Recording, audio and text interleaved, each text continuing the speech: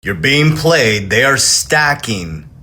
And when you wake up in 2030, you're going to see a brand new infrastructure. So I'm going to break down the facts, figures, numbers, logic, exactly what I'm doing, but do your own research. I'm trying to empower you to make decisions. Blind leadership is dead.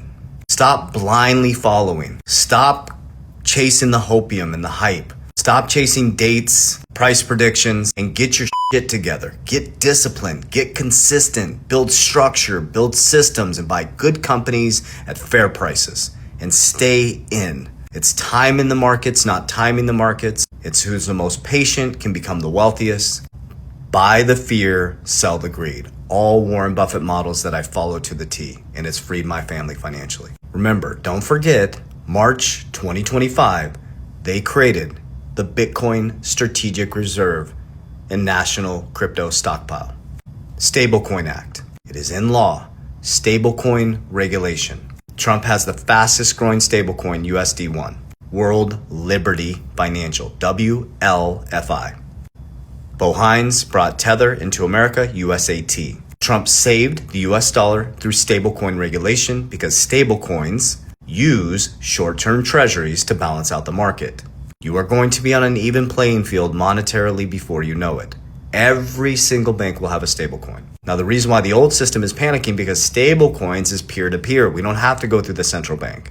So there is a rush in America to become the crypto capital of the world. And here's what they're doing.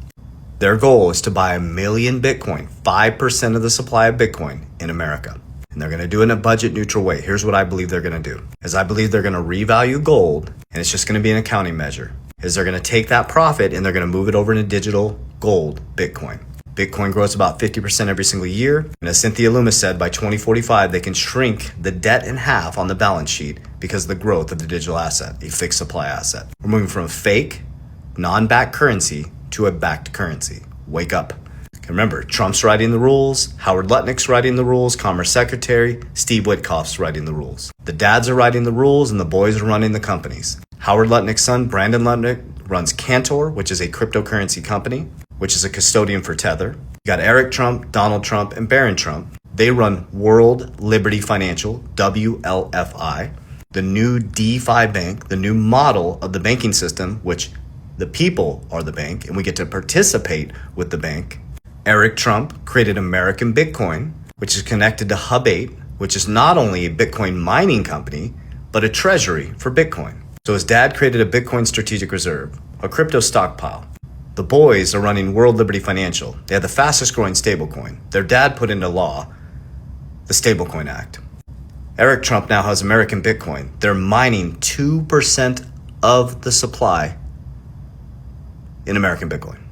And they created a treasury. They went from 0 Bitcoin to 4,000 Bitcoin in 6 months. Do the math on how fast the growth of that company is. So here's what I'm doing. I don't believe in hype. I don't believe in hopium. I buy fair companies or good companies at a fair price. I hold long enough to compound, and when I profit, I pull profits, and I feed my capital DR strategy. So I'm not going to gatekeep. Here's what I'm doing. Is by 2030, my top 3 will be XRP, Bitcoin, XRP by a long shot, and WLFI, World Liberty Financial. And I'm going to stack every single week ABTC American Bitcoin. Here's my thought process. I'm going to be hyper focused in the digital asset side and the infrastructure side. American Bitcoin is the picks and shovels along with the Bitcoin's treasury. So that gives me access to the picks and shovels, the actual mining of Bitcoin in the new monetary system and the new digital gold. XRP gives me access to the new bridge currency that is going to revolutionize the modernize the old banking system, is going to free up liquidity all over the world. And I believe Ripple is one of the greatest, most disruptive financial companies in the world that created XRP. And Brad Garlinghouse said XRP is at the center of everything Ripple does. So I got the picks and shovels, the Bitcoin treasury.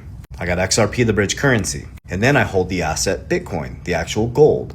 So then I own Bitcoin. And then WLFI, which will be my most speculative asset because the DeFi bank is not up and running yet, but they do have the fastest growing stablecoin in 2025, USD1, and his dad's writing the rules for stablecoins. And America is about to dominate the whole world because stablecoins use 60% US treasuries to balance them out 1-to-1. Trump trumped everybody with the Stablecoin Act and saved the US dollar from collapsing. They're going to suck up all of the debt into cryptocurrency and stablecoins. They're going to rebalance the market. And those who hold the gold, those who hold the infrastructure, and those who own the new royals of the banking system will be the richest families in the world. That's my narrative and I'm sticking to it. That's my asset side. Capital DR is cash flow. When I make cash flow, income and cash flow are different. Income is what you trade time for money for, and you're getting paid in someone else's debt. I take the income because that's someone else's debt. There's no real money in the system because a dollar is debt. And I take the debt, the income, and I transmute it into cash flow. Two different ways. Number one is I create companies that have MRR, monthly recurring revenue. I have 6 different companies, 3 of them in heavy profit. Took me a long time, took me 8 years, but I didn't have lifestyle creep. I took the profits, the income, and I turned it into cash flow. I invest in cash generating dividends, just like Warren Buffett.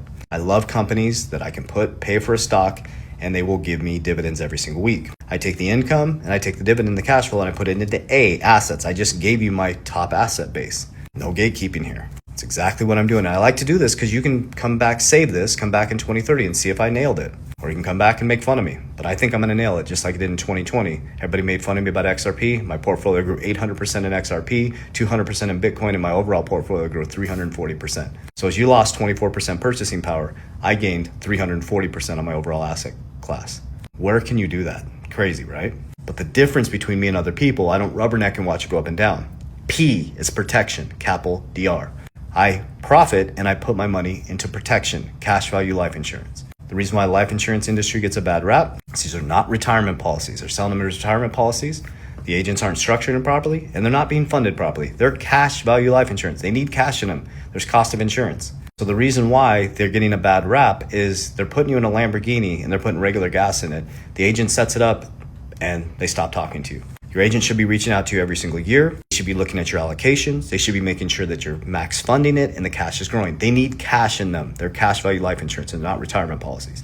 And because of tax code 7702A, it takes us into L in capital DR. I can leverage against my own cash value, my own family bank, at very low interest and no liquidation risk, just like you got liquidated in crypto in 10/10/2025. Don't leverage your digital assets. Stop listening to people saying, oh, take loans off your crypto. It's too volatile. Don't do it. Don't do it.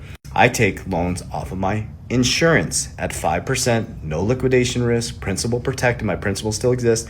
So if I'm borrowing at 5, guess what I can do? I can go buy other assets that destroy the hurdle rate. The hurdle rate is the interest you're paying and the amount you're earning on the asset you're buying. So if I borrow at 5 and I buy Bitcoin that grows 50% every year, I'm beating the hurdle rate by 45%. There's no liquidation risk. I don't have to pay the loan back. Comes off the death benefit. So when that Bitcoin doubles, I take the double and I pay off the cash value, life insurance loan, and I got free Bitcoin. Remember, wealthy use debt to become wealthier and buy assets, and the working class uses debt to become poor. And then DR in my de-risk, capital DR is de-risk. I'm constantly de-risking out of high risk into protection, constantly de-risking out of high risk, high return dividends into protection, or things like Bitcoin and XRP, WFI, and American BTC that I think are going to be here. So as you see, my narrative since 2020 has evolved, it's matured, it's become less hypey and more focused on fundamentals. So I'd love to hear your thoughts on my thesis and share with me what yours is. Warriors, rise, get your shit together. Love you guys. Happy Thanksgiving.